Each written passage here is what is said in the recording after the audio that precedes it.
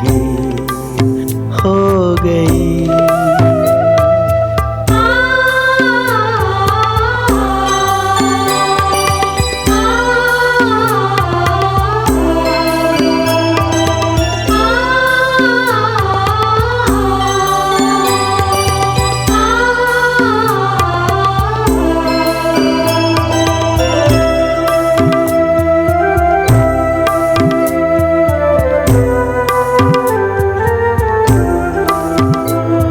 मुलाकात रूहानी हुई जब से, अफसाने हजारों है तब से।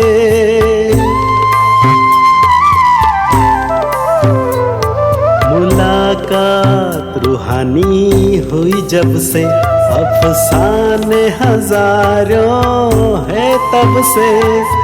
इस एहसासों के दरिया में डूबा हुआ मन है तब से।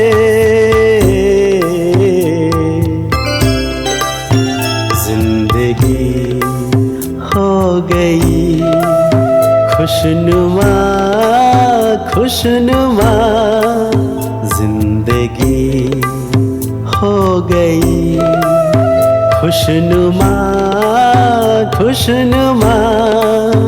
जब से पड़ी हम पर, जब से पड़ी हम पर बाबा तेरी नजर।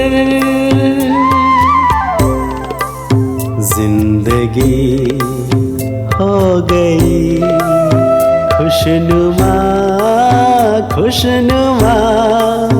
जिंदगी हो गई खुशनुमा खुशनुमा। जिंदगी हो गई।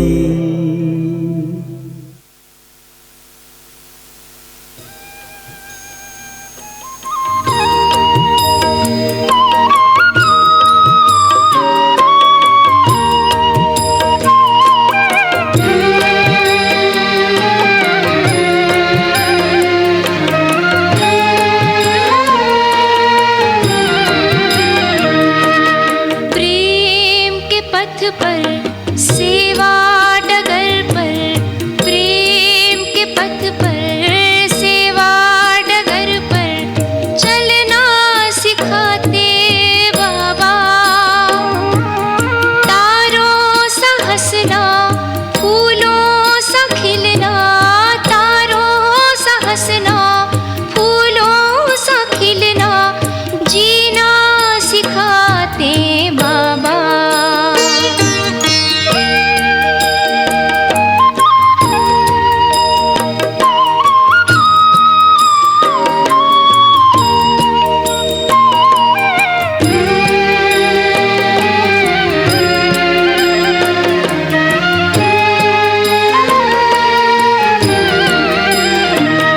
हर हाल में यूं खुशहाल रहो, जो जग निहाल हो जाए।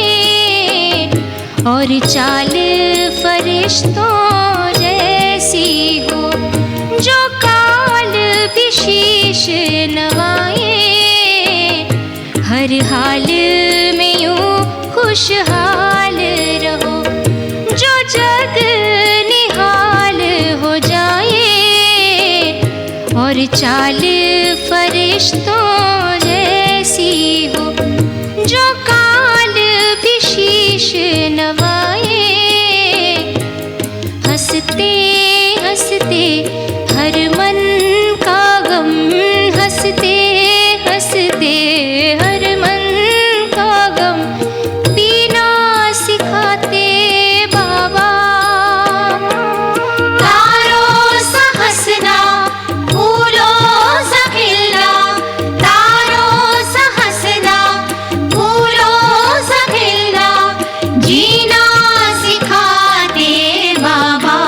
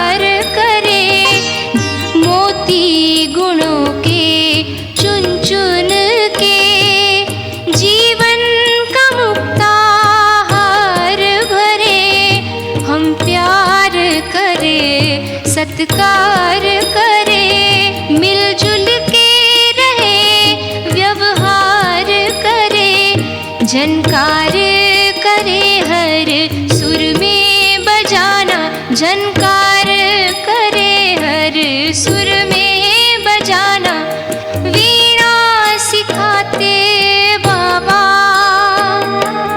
तारों सा हंसना, फूलों सा खिलना, तारों सा हंसना, फूलों सा खिलना, जीना सिखाते बाबा। प्रेम के पथ पर सेवा डगर पर, प्रेम के पथ पर सेवा डगर पर चलना सिखाते बाबा,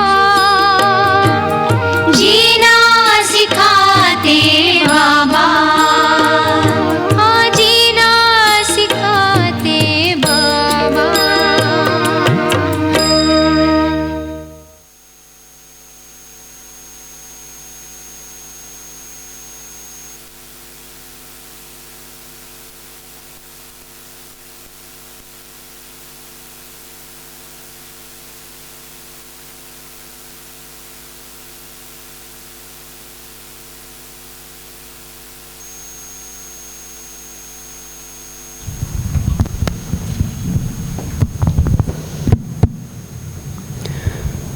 ओम शांति, ओम शांति। हम सब बहुत खुश नसीब हैं कि हमारे बीच में यज्ञ के बहुत पुराने स्थान मुंबई गामदेवी से, वो ऐसा स्थान जहाँ पर मुझे लगता है सभी वरिष्ठ दादियों के चरण पड़े हैं, पालना मिली है, तो ऐसे विशेष स्थान से आदरणीय नेहा दीदी जी हमारे बीच में पधारे हैं। हम चंडीगढ़ फुलवाड़ी में दीदी जी का बहुत बहुत अभिनंदन करते हैं। अभिनंदन है, अभिनंदन है। और ये भी विशेष बात है कि आपका पहली बार ही चंडीगढ़ आगमन हुआ है। दीदी जी वो विशेष आत्मा है जो बचपन से ही ज्ञान में आए, मात्र 7 वर्ष की जब आपकी उम्र थी, और वो विशेष स्थान जो भक्ति में भी बाबा का पहला यादगार बना, सोमनाथ वेरावल से आपको पूरे परिवार सहित ज्ञान प्राप्त हुआ। और क्योंकि उस समय वहाँ पर कोई सेवा केंद्र नहीं था, तो आपके घर में ही गीता पाठशाला शुरू हुई। माँ बाप जिस तरह से पूरा ज्ञान को फॉलो करते थे, तो बचपन से ही पूरी धारणाएं आप में हो गई, और स्कूल में भी रोज बाबा का बैच लगाकर जाते थे, और तोतली सी भाषा में भी चेयर पर खड़े होकर प्रदर्शनी के सारे आत्मा परमात्मा के स्टिक से पूरे चित्र समझाते थे। तो बोलने का वरदान तो आपको बाबा ने बचपन से ही वो कला आप में भरी थी, विशेष कला। और अपनी पढ़ाई पूरी करने के बाद ही मात्र 20 वर्ष की आयु में 1988 में आपने अपना संपूर्ण जीवन ईश्वरीय सेवाओं और समर्पित किया। पिछले कुछ 5 साल आपने कच्छ भुज की सेवाओं में दिए, और उसके बाद 1994 से आपने गामदेवी में रहकर अपनी सेवाएं दी। पिछले 31 ईयर्स से आप वहीं पर अपनी सेवाएं दे रहे हैं। आदरणीय शीलिंद्रा दादी, उषा दीदी जी, रमेश भाई जी का आपको सानिध्य प्राप्त हुआ है, और बचपन से ही आपका कला और आर्ट कल्चर में रुचि थी, तो आप वर्तमान समय आर्ट एंड कल्चर विंग के भी जोनल कोऑर्डिनेटर हैं। और हम सब जानते हैं ये वाली बात कि बाप दादा का रथ परम आदरणीय गुलजार दादी जी अपने लास्ट अंतिम 3-3.5 वर्ष स्वास्थ्य लाभ के लिए गामदेवी सेंटर पर ही रहे। दादी को आपने उनकी संपूर्ण अवस्था तक पहुंचते हुए देखा, उन अनुभवों को आपने भी एक्सपीरियंस किया। तो हम आपसे विशेष अनुरोध करेंगे कि वो दादी के अंग संग के अनुभव हमारे साथ शेयर करें, और हमारी भी शक्ति अपनी शक्ति से बढ़ा दें। और उससे पहले मैं निवेदन करती हूँ हमारी आशा बहन जी से कि आपका बुके देख के स्वागत करेंगे। और शिवानी बहन दीदी को बैच लगा के स्वागत करेंगे आप सभी। आप सब तालियों से स्वागत कर सकते हैं ना।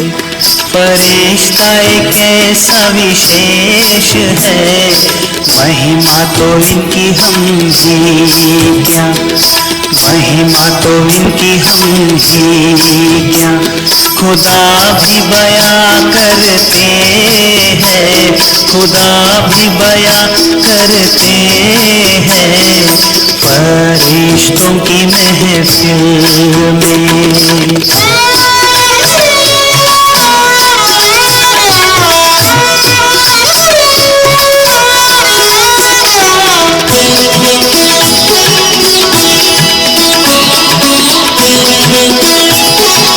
अवेकनिंग टीवी पर भी दीदी को अक्सर सुनते रहते हैं। विधि से सिद्धि में दीदी को जब भी हम देखते हैं तो बहुत सरल चित, बहुत नम्र चित, हमेशा निर्मल वाणी और बहुत स्टेबिलिटी, बहुत ठहराव।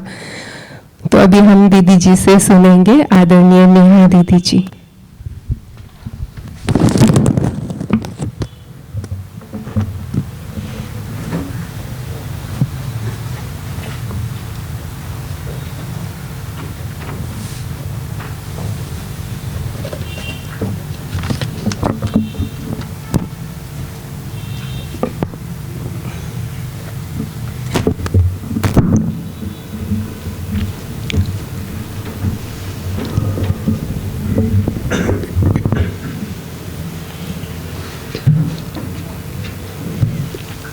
ओम शांति।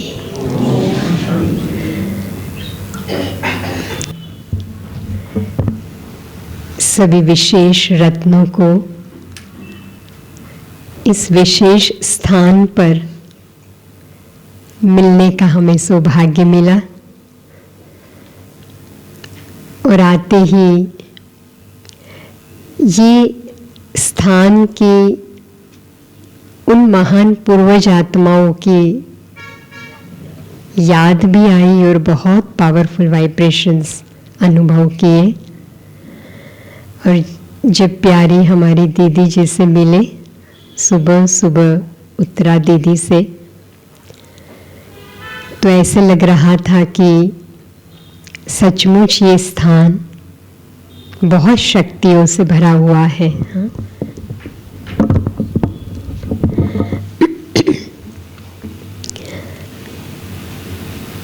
प्यारे बाप दादा, साकार बाबा और मम्मा की पालना लिए हुए रत्न जिस स्थान पर विराजित हो, वो स्थान तो कितना शक्तियों से जगमगाता होगा। हाँ? वो अनुभव हो रहा है यहाँ आते ही। बाबा के बच्चों को संगम पर भले हम पहली बार क्यों नहीं मिल रहे हो, हाँ, लेकिन ऐसे नहीं लगता है कि हम पहली बार मिल रहे हैं। हम सभी तो कल्प कल्प के सबसे साथी यात्री है ना। हम सभी ने ही तो साथ में मिलकर के इस बड़े गोवर्धन पर्वत को उठाकर नई सत्युग की दुनिया लाई है और फिर से वो कार्य को संपन्न करने के लिए इकट्ठे हुए हैं। तो बहुत अच्छा लगा यहाँ आकर। हमें भी अचानक का ही प्रोग्राम हुआ जो यहाँ आना हुआ।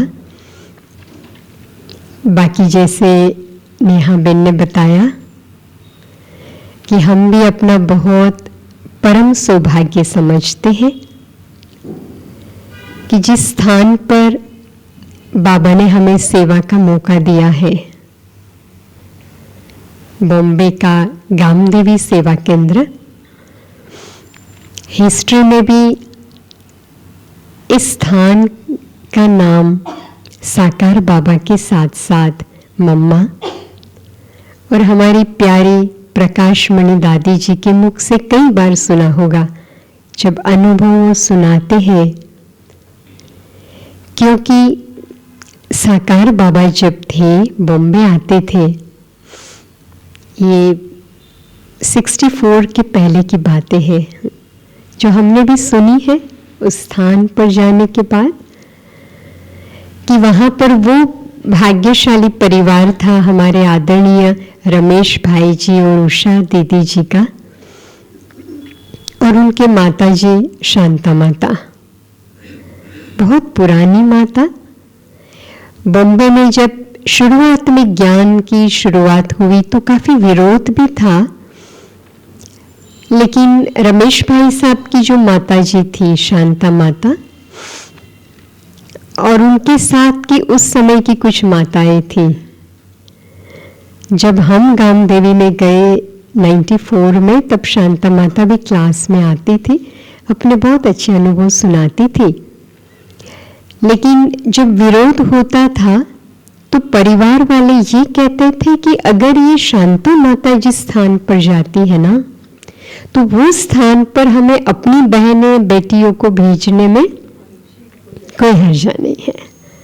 मना ऐसा ऊंचा कोई उनका और इतना ऊंचा नाम था उस समय भी वहाँ, तो काफी निर्विघ्न सेवाओं को आगे बढ़ाने में इस परिवार का बहुत बड़ा योगदान रहा। रमेश भाई जी के माता जी उषा दीदी और उनके सिस्टर डॉक्टर अनिला बेन, शायद आप में से कईयों को पता होगा कि शुरुआत में बॉम्बे में, हमारी उत्तरा दीदी को तो बहुत कुछ पता है, आगे की हिस्ट्री भी काफी, तब यज्ञ में और कोई डॉक्टर नहीं थे। अनिला बेन एक ऐसे डॉक्टर थी, कन्या के रूप में ही, क्योंकि वो रमेश भाई जी की सिस्टर थी। तो जब मम्मा को कैंसर हुआ और मम्मा की सारी ट्रीटमेंट वो डॉक्टर अनिला बेन साथ साथ रह करके सारी करवाती थी, और कोई भी बीमार होते थे ना तो गामदेवी में आते थे। तो वो उस समय जैसे नहीं, सभी के हेल्थ को ठीक करने वाला स्थान था। और स्थान कैसा है पता है? यहाँ तो बड़े बड़े भवन है, वो एक फ्लैट है हाँ, 1000 स्क्वायर फीट का फ्लैट है, 2 बेडरूम हॉल किचन। क्योंकि बॉम्बे में तो आप जानते हो फ्लैट सिस्टम है, और ये छोटे छोटे स्थान बाबा की कितनी बड़ी बड़ी सेवाओं के निमित्त बने हैं। जब हम भी गए गुजरात से 94 में, शिलदादी थी, तो तब तो एक ही फ्लैट में रहना होता था। एक फ्लैट में हम 8 जने रहते थे, दादी सहित। जब प्रकाश मणि दादी वहां पर थे 64 से 69 तक, तब वही क्लासरूम था, हॉल थे, वो बड़ा क्लासरूम था, और वही सारी सेवाएं चलती थी।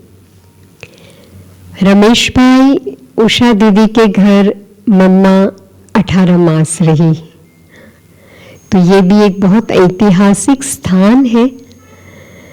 सारी कहानियां ऐसी है कि पुरानी दादियाँ और पुराने रत्न कैसे वहाँ जुड़े हुए।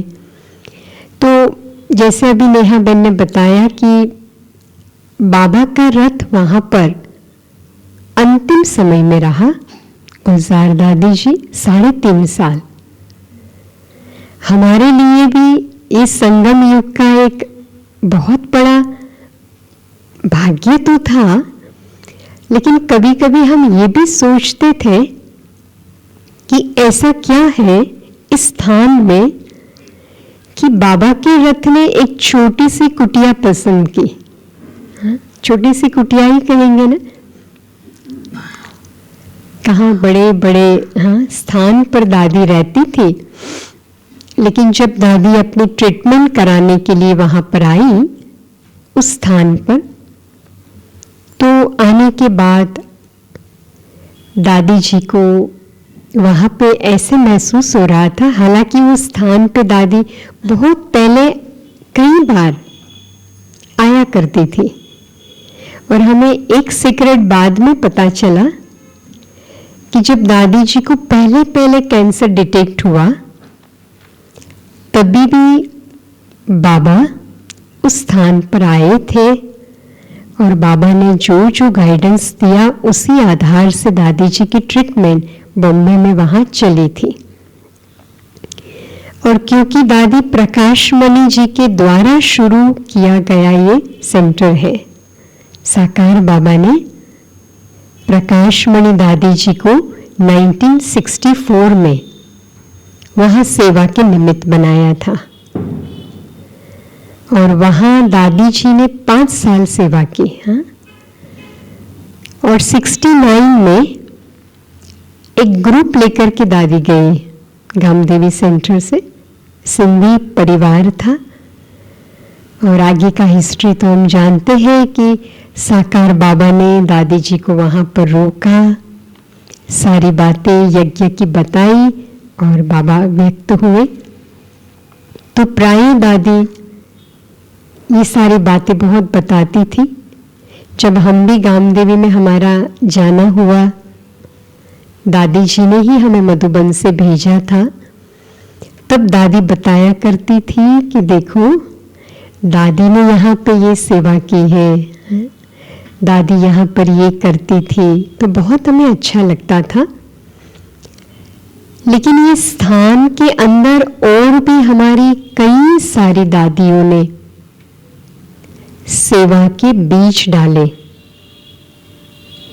आज जब दीदी से मैं बात कर रही थी तो दीदी भी बता रही थी कि उसी एरिया में बिरला क्रीड़ा केंद्र में जब एग्जीबिशन था और बचपन में उत्तरा दीदी बता रहे थे कि सेवा की शुरुआत हमने वहाँ की थी, तो कैसे बाबा के महान रत्नों का वहाँ पे बीज डला हुआ है ना।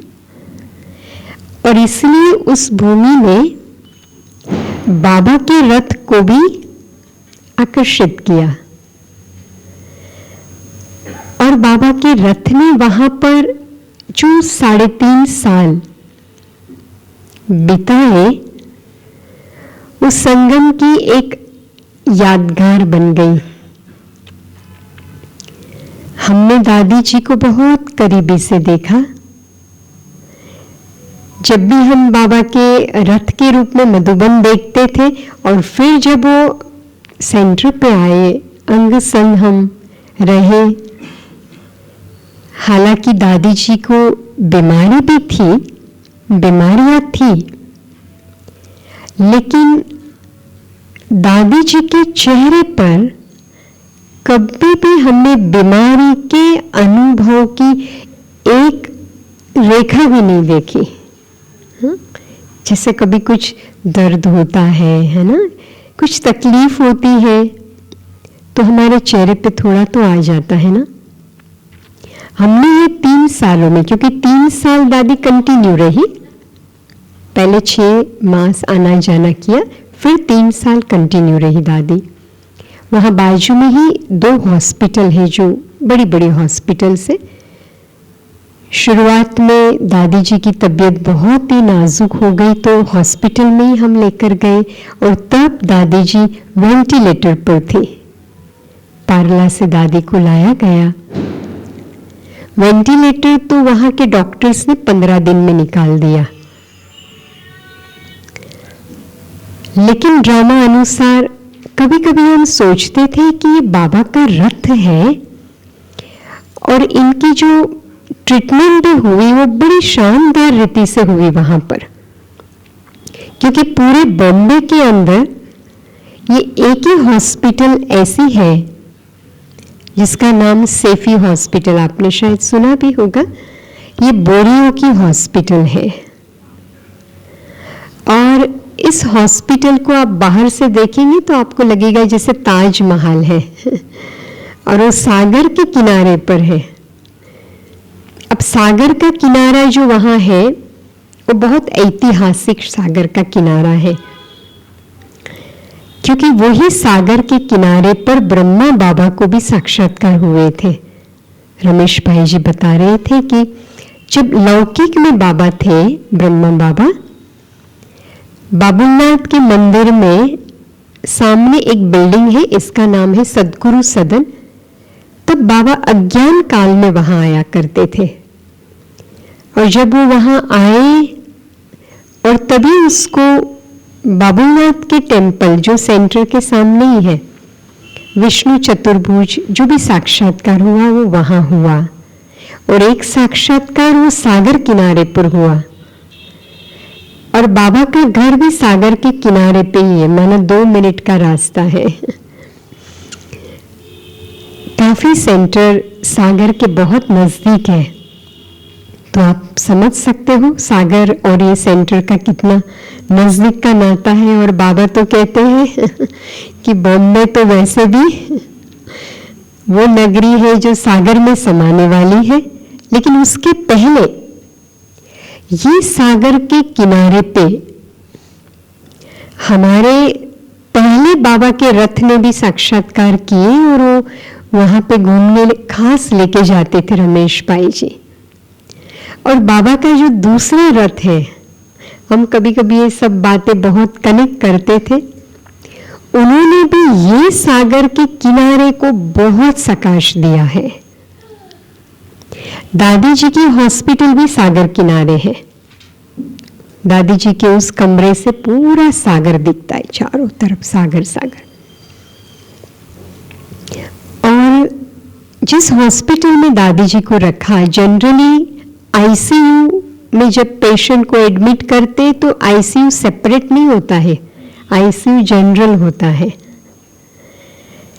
इस हॉस्पिटल में उन्होंने अपने धर्मगुरु के लिए, क्योंकि बोरियों के लिए उनके धर्मगुरु भगवान माना अल्लाह के समान होते हैं, उनके लिए खास सेपरेट आईसीयू बनाया है पूरा। और वो आईसीयू में आप जाओ तो आपको लगेगा कि आप कोई बहुत बड़े स्थान पे आए, हॉस्पिटल नहीं लगता है। वहाँ जानकी दादी जी की भी ट्रीटमेंट हुई थी, तो एक बार जानकी दादी को जब वहाँ एडमिट किया था, क्योंकि दादिया तो आना जाना रहता है हाँ, शरीर स्वास्थ्य लाभ के लिए, तब हमने ये स्थान देखा था, ये यूनिट हमको खोल के दिखाया, देखो ये धर्मगुरु का है, ये आईसीयू सेपरेट है, बड़ा कमरा, सब कुछ। तो तब हमने देखा कि इतना सुंदर स्थान है, लेकिन हमें ये नहीं पता था कि ये स्थान बाबा के रथ के लिए यूज होने वाला है। लेकिन वहां पे दादी जी का आना हुआ और उसी स्थान पर दादी जी को ले आए। ऐसा पवित्र स्थान, और वहां के डॉक्टर्स ने भी इतने प्यार से सेवा की। एक अलग माहौल है, हॉस्पिटल जैसा माहौल है ही नहीं वहां पर। तो ऐसे लगा कि जैसे कोई बहुत अच्छी जगह पर महल जैसा है, और बाबा के रथ की वहां पे ट्रीटमेंट हुई। वहां सेपरेट डॉक्टर्स होते हैं, बहुत भावना से। और दादी जी को तुरंत 15 दिन में वेंटिलेटर भी निकल गया, और फिर दादी जी वहां से ठीक हुई, और वहां से 10 मिनट के रास्ते पर ही बाबा का घर है। तो फिर दादी जी को गामदेवी सेंटर पर लाया गया। वो एक बहुत अलग समय था, क्योंकि उस समय भी थी कि दादी बहुत नाजुक है, और फिर तबीयत धीरे धीरे बहुत अच्छी होती गई। फिर तो 3 साल दादी जी को कहीं ले जाने की जरूरत नहीं पड़ी, वो बाबा के घर में ही थे। लेकिन वहां से दादी जी को हम दोपहर के समय 12 बजे के करीब हम सागर किनारे पे लेके जाते थे। दोपहर के समय में हम इसलिए लेके जाते थे कि तब वो सागर किनारे पे लोग कम हुआ करते थे। तो दादी जी की व्हील चेयर को वहां पे बड़े बड़े थल्ले बनाए हैं पत्थर के, उसके ऊपर हम रख देते थे, और फिर दादी जी की चेयर पूरी हम सागर की तरफ कर लेते थे, क्योंकि दादी को बहुत सागर पसंद होता था। तो वो एक बहुत अलौकिक दृश्य होता था कि दादी ऐसे सागर को देख के बाबा की याद में खो जाती थी। 1.25 घंटा हमें ये महसूस होता था कि वो स्थूल सागर है, और यहाँ पे वो ज्ञान सागर का रथ है, और वो ज्ञान सागर तो साथ में ही रहता है। तो जैसे दोनों सागर का मिलन होता है। तब हम वो सागर का भी भाग्य महसूस करते थे कि जरूर ये सागर किनारे का बहुत बड़ा रोल है ड्रामा में, जो हमें आगे विनाश के समय में महसूस होगा।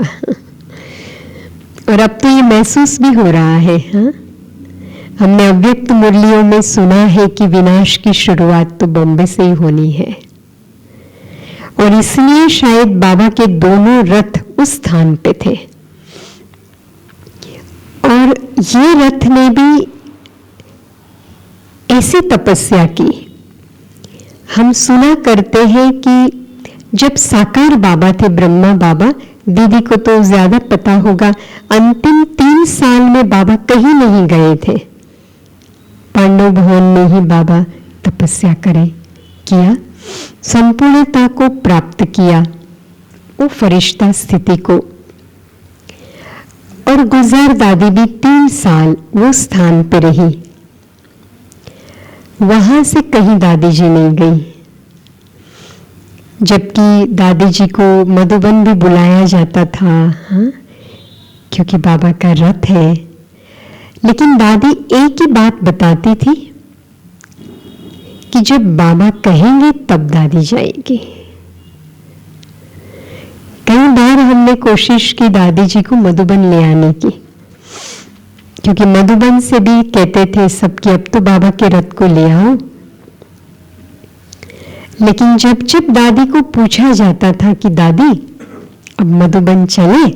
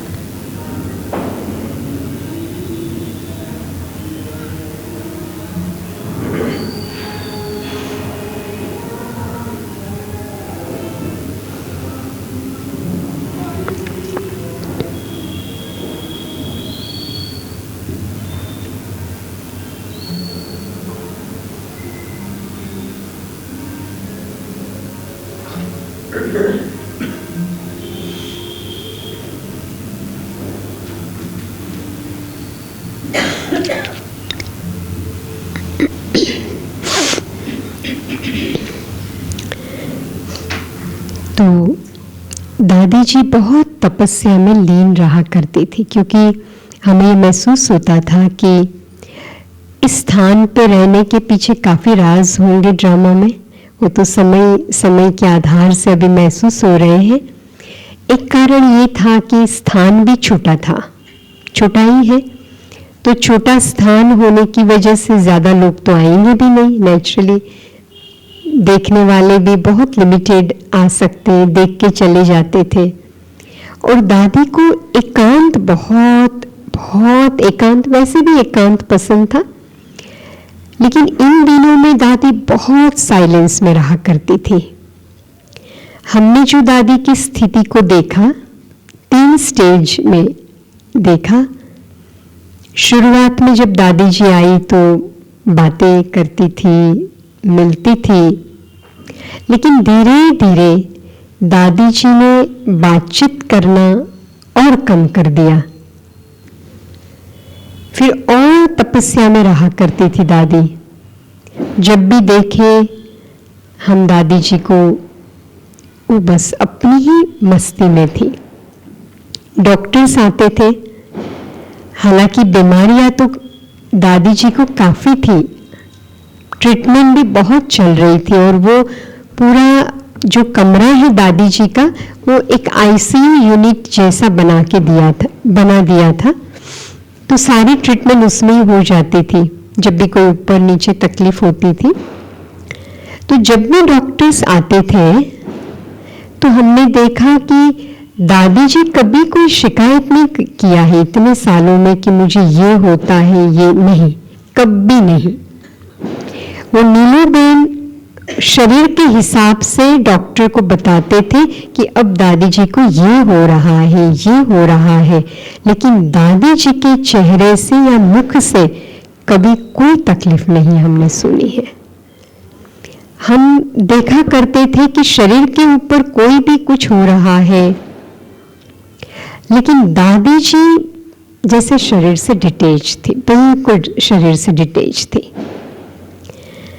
कभी कभी दादी जी को हम बहलाने के लिए काफी कुछ किया करते थे, लेकिन उस समय भी देखा कि दादी आंखों से देख रही है, हंस रही है, लेकिन वो यहां नहीं है।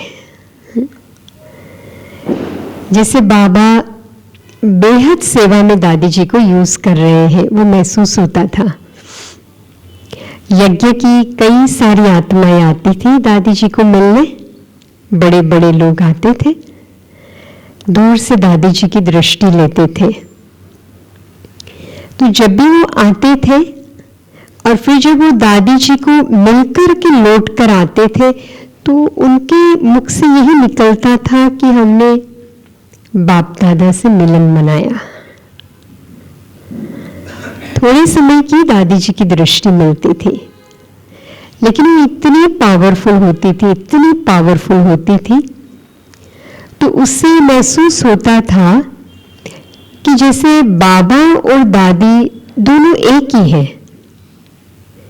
कई बार नुमा शाम के समय पर दादी जी अपने कमरे से बाहर आती थी, क्योंकि एक दादी जी का कमरा था और दूसरा बड़ा हॉल था, और वहां दादी जी नुमा शाम का योग करती थी।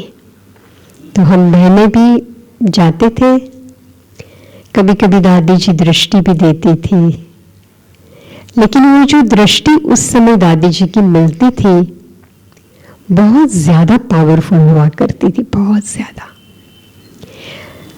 और अंतिम दिनों में करीबन कहें कि 2 साल के बाद की बात है, 2 भी नहीं 2.5 साल, जब दादी बहुत नजदीक थी कर्मातीत स्थिति से, तभी दादी जी की जो स्थिति थी, पहले थोड़ा बात करती थी, फिर दादी जी ने बात करना और कम कर दिया। कोई आता था तो दादी जी, क्योंकि बात करती थी तो बुलाया जाता था, दादी ऐसे है, लेकिन वो नहीं चाहती थी दादी बात करना, क्योंकि वो अपनी संपूर्ण फरिश्ता स्थिति में जाने का पुरुषार्थ में थी दादी। फिर दादी जी ने बात करना बंद किया। फिर कोई आता था तो दादी सिर्फ ओम शांति बोलती थी, लेकिन फिर देखा कि जितने लोग आते हर बार दादी जी को ओम शांति बोलना है, तो जैसे आत्मा वो भी नहीं चाहती थी कि ओम शांति भी बोले। फिर दादी जी ने वो भी बंद कर दिया, बिल्कुल साइलेंस। कोई आते थे तो सिर्फ दादी जी दृष्टि देती थी, लेकिन इसका अर्थ ये नहीं था कि दादी नहीं बोल सकते थे, लेकिन दादी ऐसे साइलेंस में चले गए जहां बिल्कुल मौन, और उस स्थान का ऐसा प्रभाव था कि उस समय जो भी उस स्थान में जाते थे वो साइलेंट हो जाते थे। आज दिन तक वही प्रभाव है उस स्थान का, बिल्कुल साइलेंस। और फिर हम ये सोचते थे कि सचमुच आत्मा क्या चाहती होगी कि और आत्मा को साइलेंस चाहिए था कि कोई मिलने ही ना आए। कई बार तो कोई कोई आते थे मिलने, लेकिन वो नहीं मिल पाते थे, कुछ तबीयत ऐसी हो जाती थी तो नहीं मिलाते थे दादी जी को। लेकिन उससे दौरान कोरोना आ गया, तो ये जैसे एक ड्रामा था, ड्रामा का सीन था कि कोई नहीं आए। कोरोना में तो वैसे भी सब कुछ बंद हो गया, लॉकडाउन हो गया और सबका आना कंप्लीट बंद। और वो जो समय था, क्योंकि तब डॉक्टर आते थे दादी जी के पास, और जब जब डॉक्टर आते थे तो हमें मौका मिलता था कि हम दादी जी के पास, सभी तो अलाउ नहीं होती थी क्योंकि दादी जी के डॉक्टर्स होते थे, नर्सेस होती थी, नीलूबेन होती थी, और जब डॉक्टर आए तो हम जाते थे, वो भी अकेले, और कोई बहनें नहीं। तो तब जब हम जाते थे दादी जी के पास, और तब ऐसे लग रहा था कि जो दादी जी को एकांत चाहिए था वो दादी जी ने सचमुच पा लिया। ऐसे खोए हुए, ऐसे बस। और उस समय की जो दादी जी की दृष्टि हुआ करती थी, डॉक्टर्स आते थे तो वो पहले आके वहां बैठ जाते थे। दादी जी अंदर के कमरे में होती थी तो कभी बाहर के कमरे में डॉक्टर, और बड़े बड़े डॉक्टर्स थे जो दादी जी के अपने 2 डॉक्टर्स थे। वो बॉम्बे के वो डॉक्टर्स थे कि उसकी अपॉइंटमेंट भी 2-2 मास के बाद मिलेगी, लेकिन वो दादी जी के लिए सेंटर पे आते थे। तो वो कहते थे कि हम निमित्त मात्र ट्रीटमेंट करते, हम कुछ नहीं करते, दादी खुद अपने शरीर को चलाती है। उनके शरीर को चलाना हमारे बस की बात नहीं है, वो खुद ही चलाती है। बाकी हाँ, हम आते हैं यहाँ पर खुद को चार्ज करने के लिए। तो ये जब हम सुनते थे, और सचमुच वो आके बैठ जाते थे, और वो कहते थे कि हमें ही एनर्जी मिलती है, हम तो दादी जी से एनर्जी लेने के लिए आते हैं। और ऐसे ही होता था सचमुच। एक बार अचानक ऐसा हुआ कि थोड़ा तबीयत बहुत ऊपर नीचे हो गई, और वो तबीयत में ऐसा था कि हमें हॉस्पिटल लेके जाना पड़े, और वो तब कोरोना का समय था। तो थोड़ा नीलूबेन में हलचल में आ गई कि दादी ऐसे समय पे हम कैसे आपको हॉस्पिटल में लेके जाएं, चारों तरफ ये बीमारियां हैं। तो दादी जी से पूछा, क्योंकि दादी बहुत अच्छी तरह से गाइड करती थी। नीलूबेन ने कहा, दादी बाबा को कहो अब हम क्या करें, हम नहीं चाहते कि हम आपको हॉस्पिटल ले जाएं, और तबीयत थोड़ी ज्यादा बिगड़ रही थी। तो दादी जी ने नीलूबेन को कहा, आप निश्चिंत रहो, जो करना है आप करते रहो, सब ठीक हो जाएगा।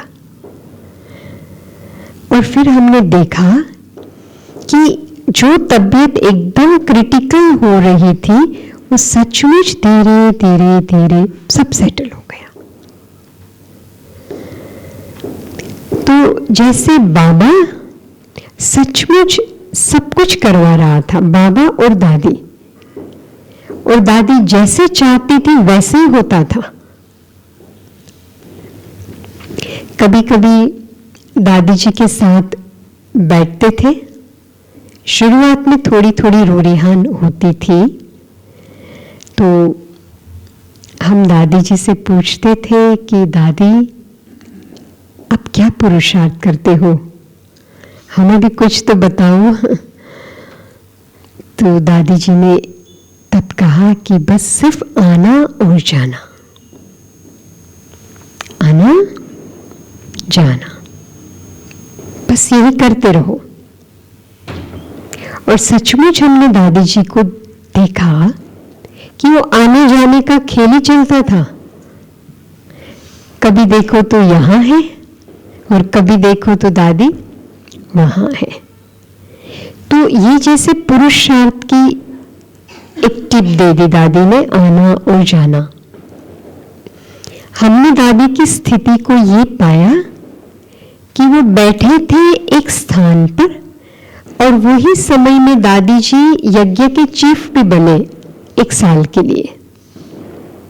तो नीलूबेन दादी जी को कहती थी, दादी आप यज्ञ के चीफ हो, आपको पता है, और आप यहाँ बैठे हो।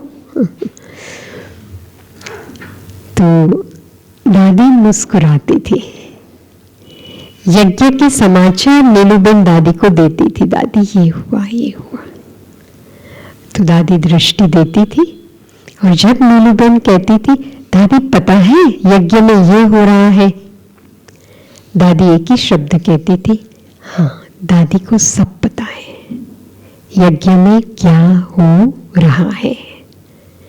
तो ऐसे फील हो रहा था कि दादी वहां है लेकिन वो सब देख रही है वहां पर। जब जानकी दादी जी के समाचार मिले, अव्यक्त हुए दादी,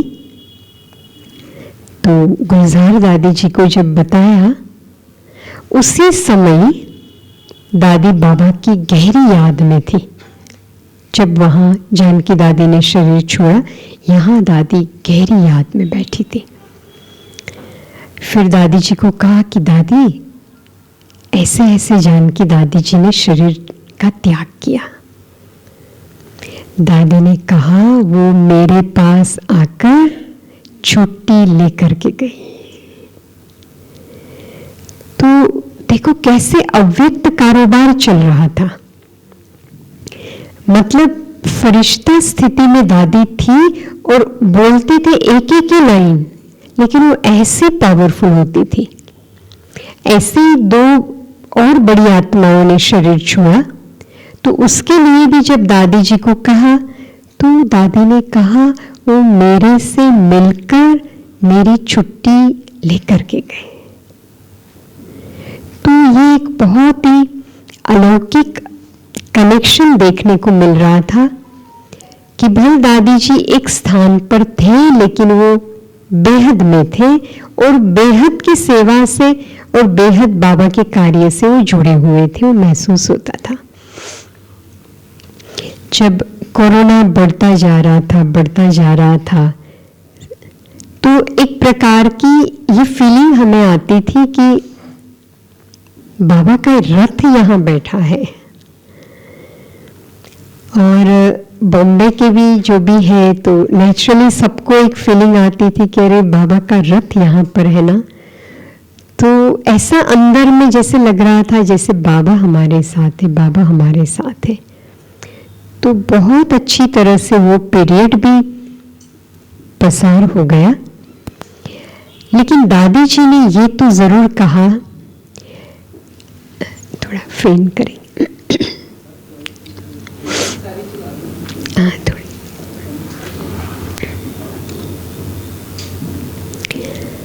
तो दादी जी को पूछते थे कि दादी ये सब कुछ हो रहा है चारों तरफ ये वो, तो दादी कहती थी कि अब तो शुरुआत हुई है ना, ये तो शुरुआत है, अब तो ये सब कुछ बहुत बढ़ना है।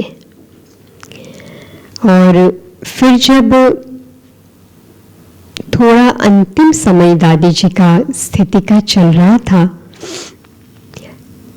कि दादी बहुत मौन में रहा करती थी, लेकिन दादी जी को कहा दादी अभी आगे का पार्ट क्या चल रहा है या क्या लग रहा है।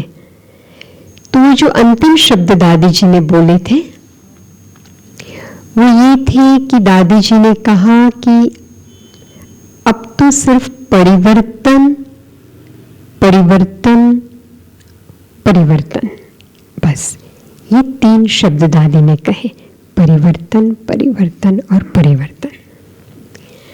और उसके बाद तो दादी जी और साइलेंस में चले गए और साइलेंस में चले गए। लेकिन हाँ, परिवर्तन तो बहुत देखने में मिल रहा था जो हम सभी ने महसूस भी किया। जब भी कभी कभी दादी जी की दृष्टि मिलती थी तो लास्ट समय की जो और करना ही दृष्टि थी वो बहुत ज्यादा पावरफुल लग रही थी, बहुत ज्यादा। कभी कभी वो दृष्टि से हमें ये महसूस होता था कि जैसे बाबा कहते हैं ना कि वो धर्मराज की एक दृष्टि जो होती है ना बहुत स्ट्रॉन्ग, कभी कभी वो भी हमें महसूस हो रहा था कि ऐसे पावरफुल मतलब वो दृष्टि थी। तो वो भी एक निशानी थी कि अंतिम संपूर्णता की स्थिति थी वो दादी जी की। और बिल्कुल बिल्कुल ऐसा साइलेंस पूरा छा जाता था। और नीलूबेन जब जाते थे दादी जी के सामने तो सिर्फ नैनो की भाषा चलती थी। जो बाबा कहते हैं ना नैनो की भाषा क्या होती है, वो हमने वो दोनों से महसूस किया कि दादी बोलती नहीं थी कुछ, लेकिन सिर्फ दादी की दृष्टि से सब कुछ नीलूबेन समझ जाती थी कि क्या करना है। तो ये भी जैसे बहुत सूक्ष्म पार्ट और कनेक्शन हमने देखा कि बाबा का रथ था और बाबा के रथ को बाबा चला रहे थे, और कैसे चलाना है वो भी बाबा का रथ ही नीलूबेन को टच करता था, और वो भी दृष्टि के द्वारा। और वो समझ जाती थी कि अब ये करना है, अब ये करना है, अब ये करना है। बहुत सारी सेवाएं हुई जब दादी जी वहाँ पर थी। बहुत डॉक्टर्स की भी सेवाएं हुई, और वाइब्रेशंस के द्वारा तो ऐसे लग रहा था कि दादी जी पूरे विश्व की सेवाओं पर है। लेकिन एक बात हमने ये भी देखा कि दादी जी के वहाँ रहते हुए, जैसे वहाँ बैठ के दादी काफी आत्माओं को टच कर रही थी। और हमने पहले से ही यही कार्य शुरू रखा था, क्योंकि वो स्थान पर शिलेंद्रा दादी भी थी और शिल दादी भी। हम जब आए फिर दादी जी की भी तबीयत नरम रहा करती थी। उसके बाद तो हमारे भाई साहब, उषा दीदी, सभी का पार्ट रहा उस स्थान पे। तो कुछ भी होता था तो हम बस योग की भट्टियाँ रख देते थे ज़्यादातर। जैसे ही दादी आई हमने योग की भट्टियाँ रखना शुरू कर दिया, क्योंकि तबीयत ऊपर नीचे हो रही थी कभी कभी, और हमें अंदर में ये महसूस होता था कि हम तो बहुत छोटे हैं, है ना, कोई बड़ी बहनें तो नहीं है, और यहाँ पे बाबा का रथ रहा है और कुछ होगा तो हम और क्या कर सकते हैं। तो हम बहुत ज़्यादा योग के प्रोग्राम्स रख दिया करते थे, बस दादी जी के निमित्त योग की भट्टियाँ, दादी जी के निमित्त योग की भट्टियाँ, कि बाबा का रथ यहाँ पर आया है तो बाबा का रथ सेफ रहे बस। तो उसके कारण बहुत ज़्यादा योग के प्रोग्राम्स चल रहे थे, और भाई बहनों में भी ये था कि हमारे पास भगवान का रथ रहा है। हालांकि कोई को मिलने नहीं देते थे, कोई को नहीं, लेकिन सबको ये महसूस होता था कि बाबा का रथ हमारे पास था। तो जैसे दादी ने ये पीरियड के दौरान सबसे बहुत योग तपस्या करवाई, बहुत, और उसमें कुछ एक आत्माएं बहुत टच्ड हो गई और वो बहुत योग में गहरी चली गई, क्योंकि इतना था बाबा का रथ हमारे पास है बस। तो इस फीलिंग ने काफी पावरफुल योग के ग्रुप को भी तैयार कर लिया, जो आज भी हम महसूस कर रहे हैं कि ऐसी आत्माएं दादी ने अपने होते हुए तैयार कर ली है, जो आज भी उन्होंने अपनी स्थिति को बहुत अच्छा बना लिया है। और अभी भी ऐसे लग रहा है कि दादी जैसे सूक्ष्म में गाइड कर रही है, वो अभी भी महसूस हो रहा है। तो इस प्रकार से दादी जी के होते हमें तो ये महसूस होता था कि जैसे दादी सिर्फ उस स्थान को शक्ति नहीं दे रही थी, पूरे विश्व को शक्ति दे रही थी, और पूरे विश्व को जैसे जोड़ के रखा था बाबा के रथ ने। और उसी के बाद तो परिवर्तन बहुत स्पीड से यज्ञ में और दुनिया में भी आना शुरू हो गया, वो हम सब जानते हैं। और जब दादी अव्यक्त हुए, वो दिन भी बड़ा वंडरफुल था, शिवरात्रि का दिन था, और उस समय भी सभी सेंटर पे शिवरात्रि के भोग लग गए। गामदेवी सेंटर पर भी 2 शिवरात्रि के झंडे तो दादी ने ही लहराए। उस शिवरात्रि के दिन तो दादी की तबीयत ठीक नहीं थी, लेकिन फिर भी बाबा का भोग लगा, झंडा लहराया गया, और फिर पता चला कि अब तो हमने कभी ऐसा नहीं सोचा था कि बाबा का रथ यहाँ व्यक्त होगा। ये हमने सोचा ही नहीं था और हम सोच ही नहीं सकते थे, क्योंकि अंदर में यही था कि बाबा का रथ बेहद घर में ही हो सकता है। लेकिन जब अचानक ये सीन आ गया ना, तो हालांकि बाबा ने शक्ति दी बहुत, लेकिन ये सीन भी बड़ा वंडरफुल था। और सारी बॉम्बे की बहनें पहुंच गई, बड़ी बड़ी दीदियाँ, और खास करके दादी जी के जो डॉक्टर्स थे वो भी पहुंच गए। तब तक दादी जैसे अपने ही कंट्रोल में थी, सब आसपास थे, और वो हॉस्पिटल का ऐसा सहयोग मिला कि उसने सभी को आने दिया, सभी को। और वो एक ऐसा डिवाइन वातावरण बन गया था कि सब आसपास खड़े थे, और जैसे कोई फरिश्ता है आराम से लेटा हुआ है, और लास्ट में उनके जो बड़े डॉक्टर थे वो नहीं पहुंच पा रहे थे, तब तक दादी जी ऐसे की ऐसे थी। जैसे वो डॉक्टर आए, उन्होंने दादी की दृष्टि ली, जो मेन डॉक्टर था, जिन्होंने दिन रात दादी जी की सेवा की, वो जब तक नहीं आए तो जैसे दादी वहां ही थी। वो डॉक्टर ने तो अपना अनुभव भी सुनाया, आप सभी ने भी सुना होगा। तो ऐसा वायुमंडल था कि जैसे बाप दादा आए हों और जैसे फरिश्ते को लेके गए हो।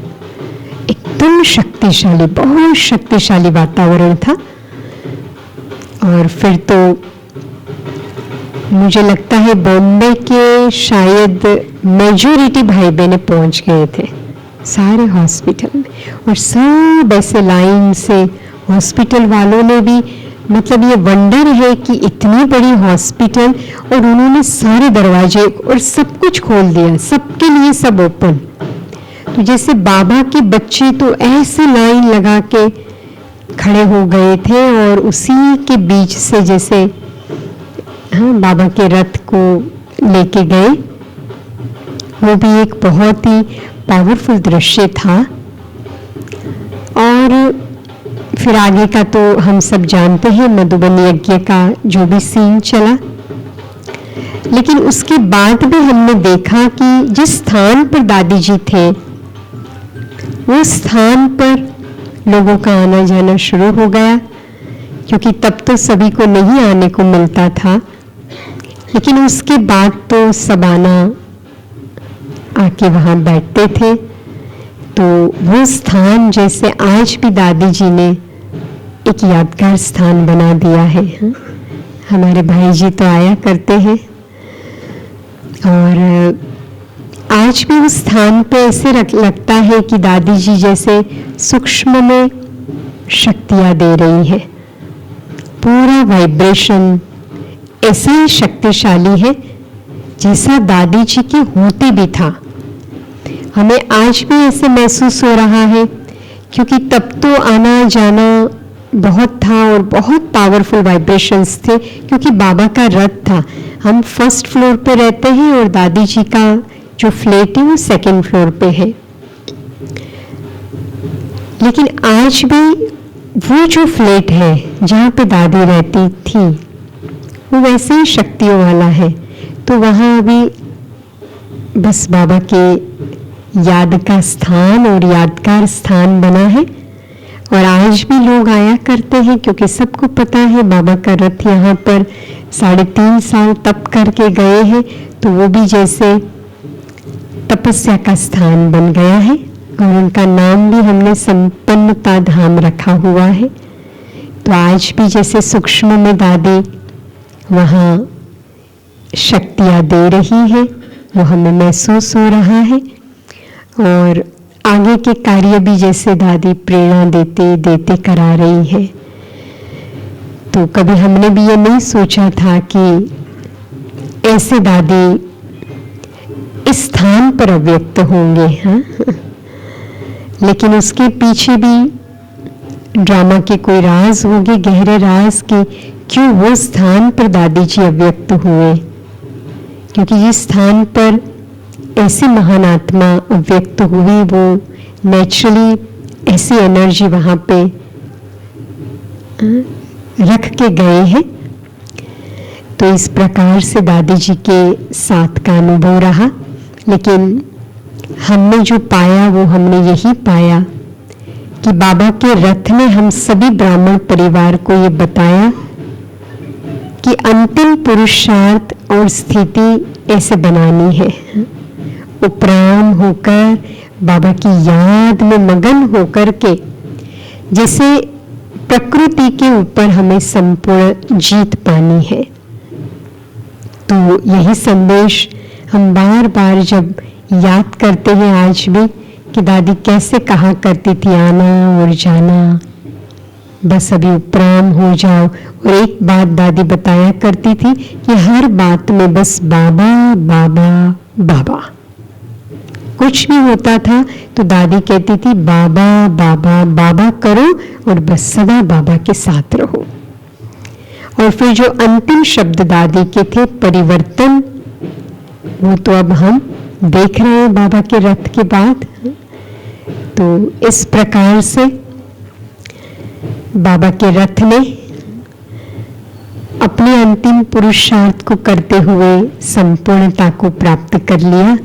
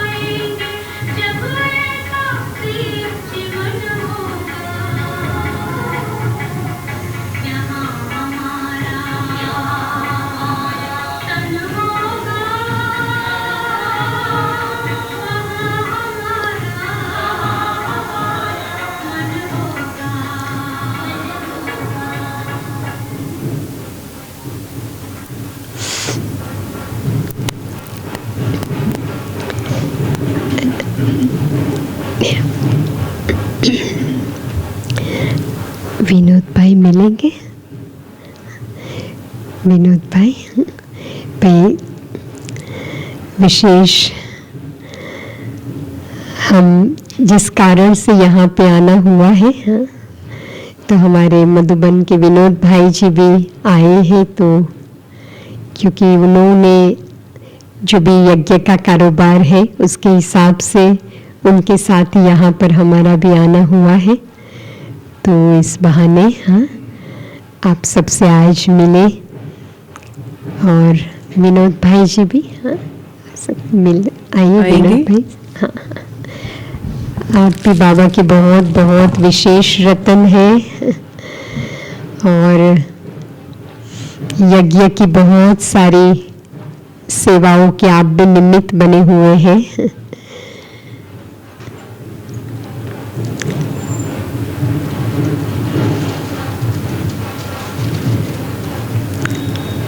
वैसे तो आप विदेश में रहते थे, लेकिन अब तो आप मधुबन निवासी बन करके बाबा की बेहद सेवा में रहते हैं।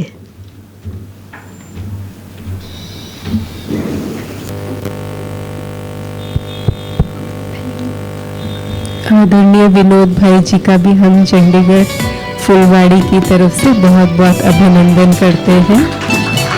अभिनंदन है।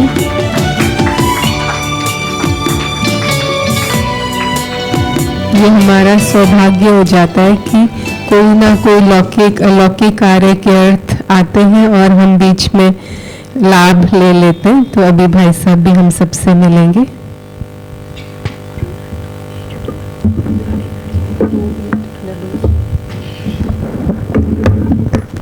गाड़ी नंबर 2844 जिसकी भी है थोड़ा सा साइड कर लेंगे। 2844।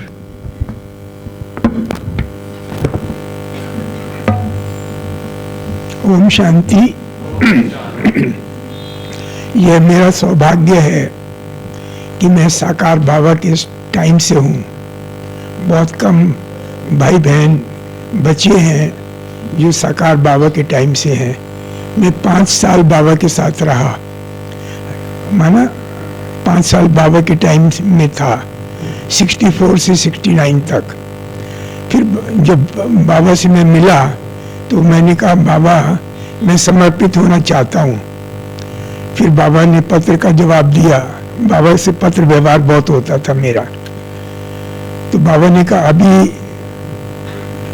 वेट करो, फिर बाबा बाद में बताएंगे जब तुम्हारा अपने परिवार वालों से क्या संबंध है, कैसा संबंध है।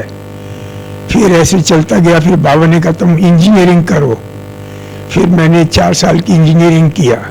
फिर बाबा को पत्र लिखा कि बाबा मैं समर्पित होना चाहता हूँ। बाबा ने कहा नहीं, 2 साल की पोस्ट ग्रेजुएशन करो इंजीनियरिंग में। 2 साल की पोस्ट ग्रेजुएशन की। फिर बाबा को कहा कि बाबा मैं समर्पित होना चाहता हूँ। तो बाबा का पत्र आया कि बच्चे तुम ऑलरेडी समर्पित हो। फिर बाबा जो भी बात कहते थे वो एक्सप्लेन करते थे। बाबा ने कहा कि तुम्हारा मन और तुम्हारी बुद्धि बाबा के ऊपर समर्पित है, तो तुम ऑलरेडी समर्पित हो।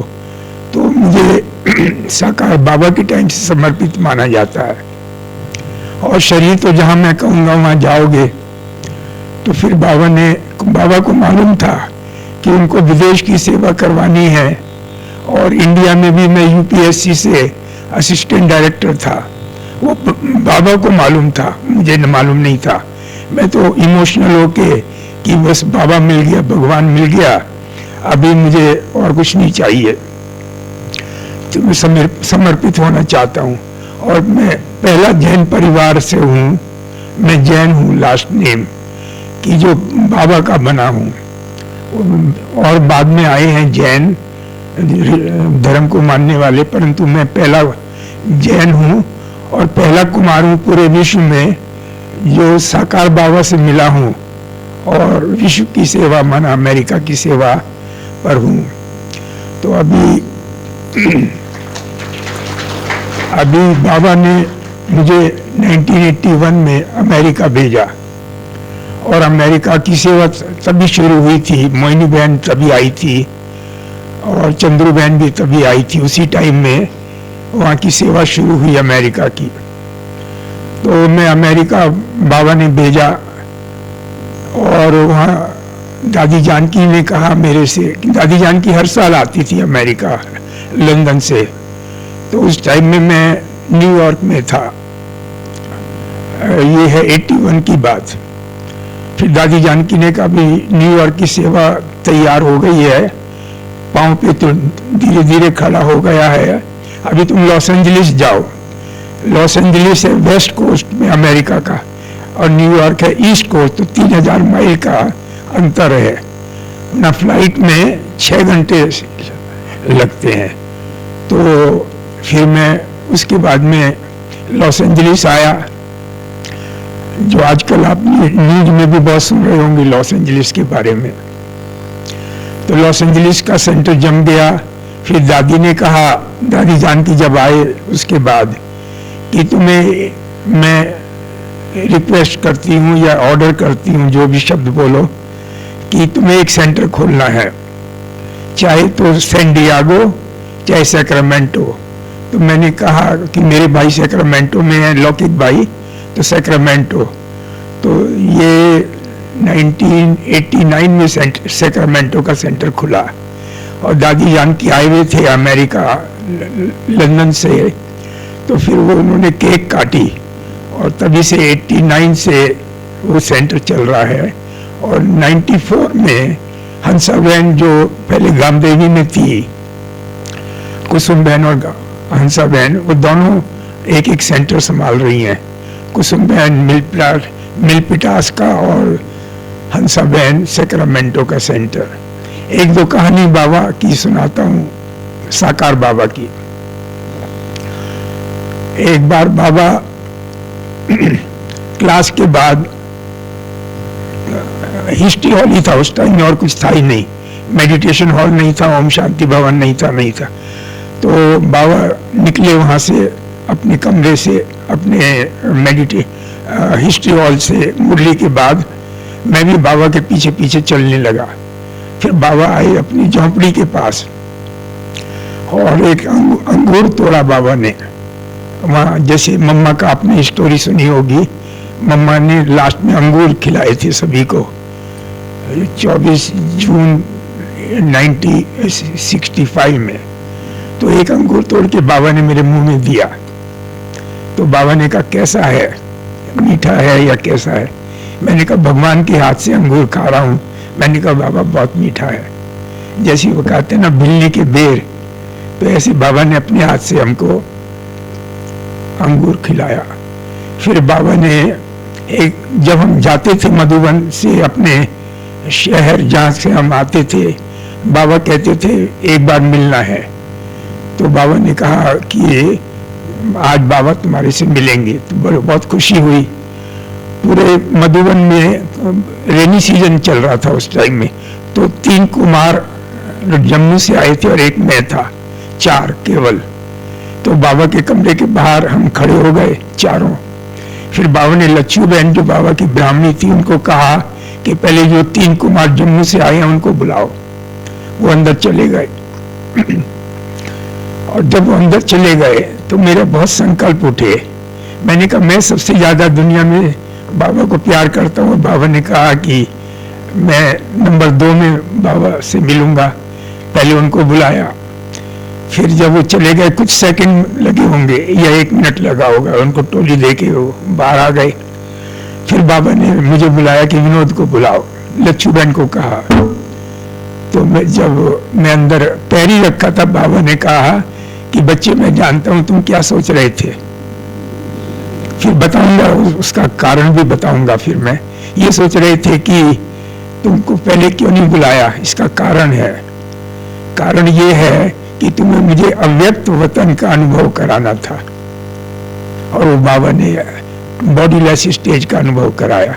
अच्छा, इसका एक्सप्लेनेशन मैं क्लियर करता हूँ। बाबा की जो वेव्स हैं, ब्रेन वेव्स, वो डेल्टा वेव्स निकलती हैं। जो सामने व्यक्ति बैठा है उसकी डायरेक्ट आत्मा में बाबा की वेव्स जाती हैं और वो रिटर्न बाबा को आती हैं कि बाबा क्या मतलब उस व्यक्ति क्या सोच रहा है। तो मैंने जो सोचा वो बाबा को पता लग गया। तो डेल्टा वेव के कारण बाबा ने कहा कि तुम ये सोच रहे हो कि तुम्हें पहले क्यों नहीं बुलाया, मैंने ये अनुभव कराया। उनके सामने कराता तो वो देखते और वो उनको ज्वेलसी होती और उनका भी भविष्य बाबा को मालूम था। तो इस तरह बाबा के हम बहुत नजदीक रहे। फिर बाबा ने कहा जितनी बार बाबा से मिलते थे बाबा कुछ ना कुछ सौगात जरूर देते थे, चाहे छोटी सी टोली दें पर जरूर देते थे। तो एक बार की बात है कि बाबा ने कहा तो बच्चे तुम्हें क्या चाहिए। जब जाने का दिन होता था ना उस दिन बाबा सौगात देते थे। मैंने कहा बाबा एक चीज चाहिए थी वो तो मिल गई, अभी मुझे कुछ नहीं चाहिए। तो बाबा को ये शब्द इतना अच्छा लगा कि बाबा ने एक सौगात दी। और मनमोहिनी दीदी आप जानते होंगे एडमिनिस्ट्रेटिव हेड थी पहले दादी कुमार का के टाइम में, प्रकाश मणि जी के टाइम में, और वो खड़ी थी। फिर उन्होंने वो भी भाग कर गई और वो भी उन्होंने एक गिफ्ट उन्होंने दी। तो बाबा को ये शब्द इतना अच्छा लगा कि मुझे एक चीज चाहिए थी वो मिल गई, और क्या चाहिए दुनिया की बातें। और वो गिफ्ट मैंने लास्ट तक रखी जब तक अमेरिका गया, फिर अमेरिका अपने साथ ले गया। तो बाबा की हमने बहुत पालना ली। फिर एक बार की बात है कि बाबा मुरली में कहते थे कि जो इतनी गलतियां की हैं तुमने इस जन्म में, वो बाबा को सुनाओ तो तुम्हें 50% माफ कर देंगे बाबा। तो मुझे ये शब्द बहुत अच्छा लगा। तो मैंने उस टाइम की बात कर रहा हूँ 65-66 की। मैंने एक 64 पेज की नोटबुक खरीदी और उसमें 5 साल से, उस टाइम में मेरी उम्र 21 या 22 या 23 थी, 23 एज तक 5 साल से जो भी याद रहा मुझे सब अपनी गलतियां नोटबुक में लिखी। और धनबाद से 2 दिन लगते थे आने में। धनबाद में मैंने इंजीनियरिंग किया। वो अभी तो झारखंड में आ गया, अभी तो IIT बन गया वो। उस टाइम में ISM था, इंडियन स्कूल ऑफ माइंस। वहां से आया, 2 दिन लगे ट्रेन में और बाबा के पास गया। मैं बाबा से कहा बाबा मैंने ये गलतियां की हैं, आप आधी माफ कर दो। डायरेक्ट बाबा से बहुत फ्रेंडशिप थी मेरी। बाबा को भी मुझे बहुत प्यार करते थे और मैं तो बाबा को और वर्ल्ड में किसी को इतना प्यार नहीं किया मैंने। है ही नहीं कोई जिसको इतना प्यार करें जैसा बाबा था। तो मैंने कहा बाबा मेरी ये गलतियां माफ कर दो आधी। आपने मुरली में कहा, बाबा ने कहा कि झोंपड़ी में आना। फिर वो झोंपड़ी में बाबा, एक साइड में बाबा बैठे, एक साइड में मैं बैठा। मैंने कहा बाबा ये गलतियां की मैंने लाइफ में 5 साल से 21-22 साल तक, आधी माफ कर दो। बाबा ने कहा बाबा इतनी बुक थोड़ी पढ़ेंगे, तुम अपने मुख से सुनाओ। अब ये इंटरेस्टिंग बात है, मैं वो पढ़ता गया। बाबा का राइट हैंड आधा इंच या 1 इंच ऐसे हिलता था, ऐसे। जब बाबा ऐसा करते थे मुझे लगता था आधे जो गलतियां हैं, जो पाप किए हैं वो माफ हो रहे हैं। ये प्रैक्टिकल मैं बता रहा हूँ, जो बाबा ने मुरली में कहा ये प्रैक्टिकल है। फिर बाबा ने कहा कि आधे जो बचे हैं गलतियां, पाप, वो फिर तुम योग के द्वारा भस्म करो। तो मैंने आज तक की, अभी मेरी 82 एज है और 61 ईयर्स ज्ञान में हो गए, मतलब बहुत सीनियर भाइयों में आता हूँ। मैंने कभी भी श्रीमत का उल्लंघन नहीं किया आज तक 61 ईयर्स में। अमेरिका में रहा मैं 35 साल, अभी भी सेंटर चल रहा है और अमेरिकन सिटीजन भी हूँ। तो कभी भी मैंने रेस्टोरेंट में पानी या सलाद या कभी कोई भी चीज नहीं खाई। अभी मैं इंडिया में भी असिस्टेंट डायरेक्टर था UPSC से, आप जानते होंगे UPSC, जहाँ से ये IAS वगैरह IPS, वहाँ से मैंने पास किया। और assistant director of mine safety था इंडिया में। तो जितनी भी माइंस मेरे एरिया में हुआ करती थी, जैसे गाजियाबाद है या दिल्ली है, तो पंजाब, हरियाणा, हिमाचल, UP, जम्मू कश्मीर की जितनी माइंस थी सब मुझे इंस्पेक्शन करना होता था 1 साल में 1 बार, पर इतना तो संभव होता नहीं था, तो गिनी चुनी माइंस में जाता था मैं। तो मैंने एक वैक्सीन का बैग बनाया था, स्पेशल बैग, उसमें स्टोव, बर्तन, मसाले, दाल चावल रख के मैं इंस्पेक्शन में जाता था। तो जब हम जाते थे, मैं जाता था, माइन ओनर्स कहते थे हमारे साथ भोजन करो, क्योंकि ऑफिसर कोई आए तो उनके साथ भोजन करें तो उनकी रिपोर्ट अच्छी होगी, ये ऐसा मानते थे वो। मैंने कहा भोजन तो नहीं करेंगे, परंतु एक काम करो, उस टाइम की बात कर रहा हूँ, 75 की बात है ये, कि ढिंडोरा पिटवा दो अपने शहर में कि ब्रह्मा कुमारी भगवान का ज्ञान देंगी, परमात्मा का ज्ञान, तो आके सुनो। तो एकदम तैयार हो जाते थे वो। तो इस तरह से राजस्थान में पाली, सोजत, सिटी, मेरता, नागौर, जैसलमेर, बाड़मेर और दूदू, किशनगढ़, ब्यावर, ये सभी सेंटर्स धीरे धीरे खुले, एकदम नहीं खुले। फिर अमेरिका चला गया, फिर धीरे धीरे सभी स्थानों पर सेंटर खुलते गए। तो कहने का मतलब ये है, यदि आप बाबा की बातें, श्रीमत को माने तो बहुत सक्सेस होती है। आज की मुरली में भी था कि यदि अपनी अवस्था अच्छी हो तभी तीर लगता है, नहीं तो तीर लगता नहीं है दूसरी आत्माओं को। फिर अमेरिका में भी सेंटर खोलने का चांस मिला। तो इस तरह दादी जानकी ने हमको निमित्त बनाया कि सैक्रामेंटो का सेंटर, सैक्रामेंटो कैलिफोर्निया की राजधानी है, जैसे यूपी की राजधानी लखनऊ, ऐसे सैक्रामेंटो राजधानी है कैलिफोर्निया।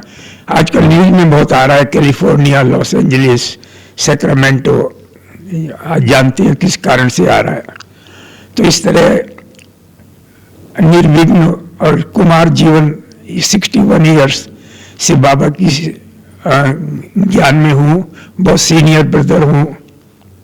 और हेडक्वार्टर मैनेजमेंट कमेटी, जैसे एक मैनेजमेंट कमेटी है पूरे वर्ल्ड की और एक है हेडक्वार्टर मैनेजमेंट कमेटी, केवल हेडक्वार्टर की जो प्रॉब्लम्स होती हैं उसका मेंबर भी हूँ। और इस तरह फिर मैं 2009 में निर्वैर जी ने और दादी जानकी ने कहा कि अभी अमेरिका से इंडिया आ जाओ। तो 2009 में मैं फिर इंडिया आ गया। तो निर्वैर जी ने मुझे मैनेजर की पोस्ट दी ग्लोबल हॉस्पिटल ट्रॉमा सेंटर। तो 2009 से 2017 तक मैं वहाँ का मैनेजर, बहुत सारे डिपार्टमेंट थे मेरे पास ट्रॉमा सेंटर के। फिर 2017 में निर्वैर जी ने कहा अभी आप थोड़ा रिलैक्स करो, और अभी फिर बाबा निर्वैर जी ने मुझे advisor to the global hospital trauma centre बनाया। तो अभी ये मैं तो बाबा का बहुत शुक्रिया करता हूँ कि नेहा बहन को बाबा ने निमित्त बनाया। इतना बढ़िया मैंने जो इनका लेक्चर सुना, एकदम इमोशनल भी और शिक्षाप्रद भी। One of the best lecture in the मेरी लाइफ में। बहुत एक चीज को इतना माइन्यूटली स्टडी करके, दादी गुलजार के बारे में, दादी जानकी के बारे में, दादी कुमारका के बारे में जो माइन्यूटली स्टडी करके उनकी जो स्टडी है बहुत सूक्ष्म है। और मैं बहुत धन्यवाद करता हूँ आपका भी। और नेहा बहन ने इतना अच्छा क्लास कराया, सब ताली बजाइए। इतना बढ़िया क्लास तो अवेकनिंग टीवी में या पीस ऑफ माइंड में भी जरूर आना चाहिए। तो मैं कहूँगा करुणा भाई से कि वो ये जो इनका लेक्चर है वो अवेकनिंग में और पीएम टीवी में जरूर दें। आप रिकॉर्ड करके करुणा भाई को भेजिएगा, मैं बात करूँगा।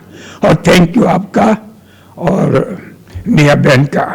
अभी नेहा बहन 5 मिनट योग कराएंगी 8 बजे तक। बहुत बहुत थैंक्स भाई साहब का। दीदी कमेंट्री से योग कराएंगे।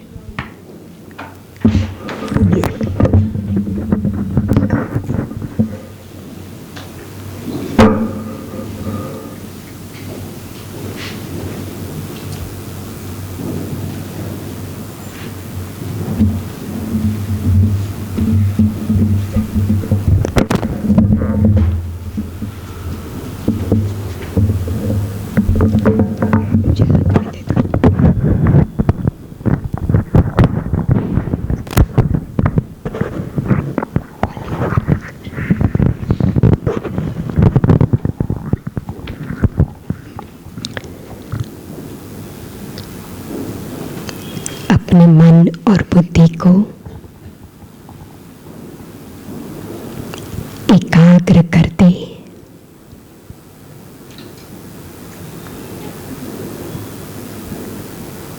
देखे मस्तक के बीच में मैं आत्मा चमकता हुआ सितारा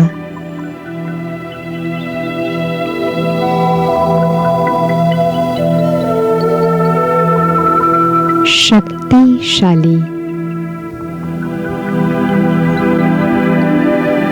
दिव्य ज्योति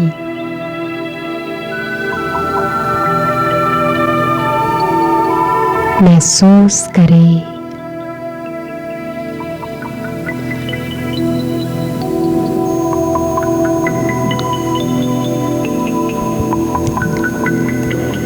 अब इस दिव्य सितारे को अपनी भ्रुकुटी से बाहर निकलते हुए देखें। सन्मुख मैं दिव्य ज्योति आत्मा देह से अलग हूं।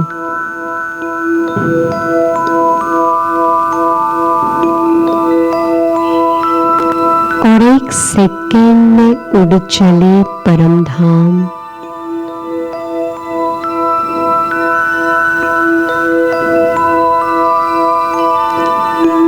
परम धाम को महसूस करें।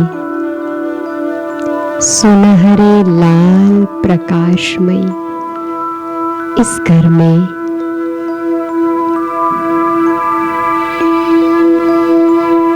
बाबा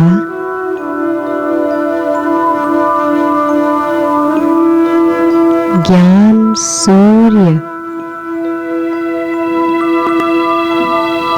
और उसके बाजू में मैं आत्मा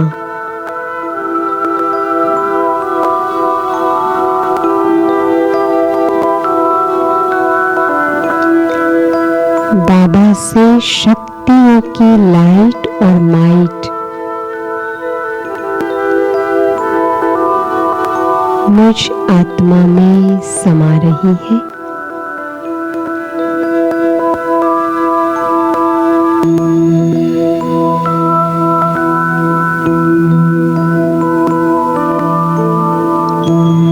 और मैं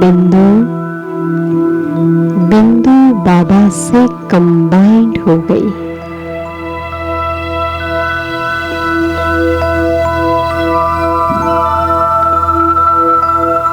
बीज रूप स्थिति का अनुभव करें।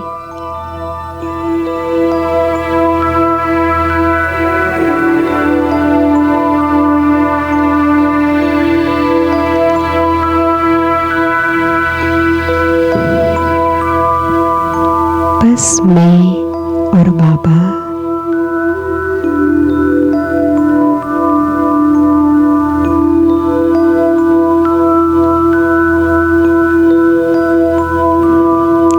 अब ज्ञान सागर बाबा से कंबाइंड होकर इसी स्थिति में नीचे आ जाए।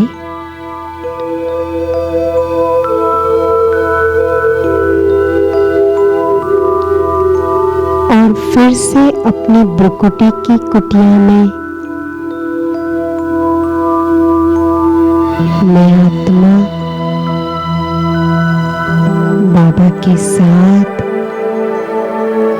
बैठ गई हूँ।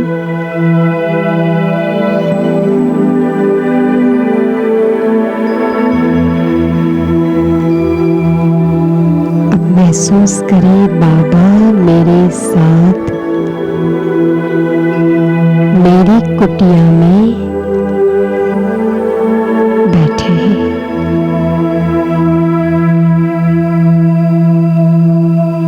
और इस कंबाइंड स्थिति का अनुभव करते रहे।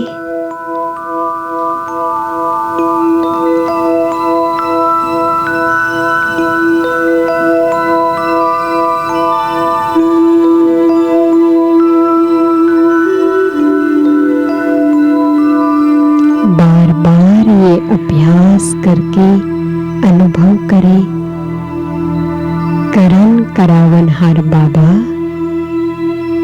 मुझ आत्मा से कार्य करवा रहे हैं और मेरी कुटिया में बैठे हैं। ये साथ के अनुभव को बढ़ाते रहे।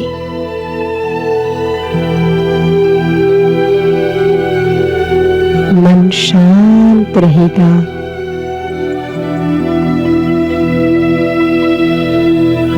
और इस कुटिया को तपस्या की कुटिया बना दे।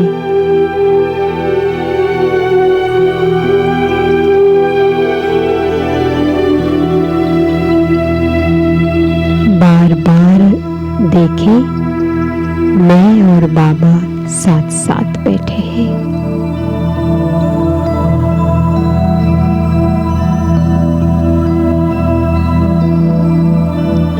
बाबा की लाइट निरंतर फैलती जा रही है।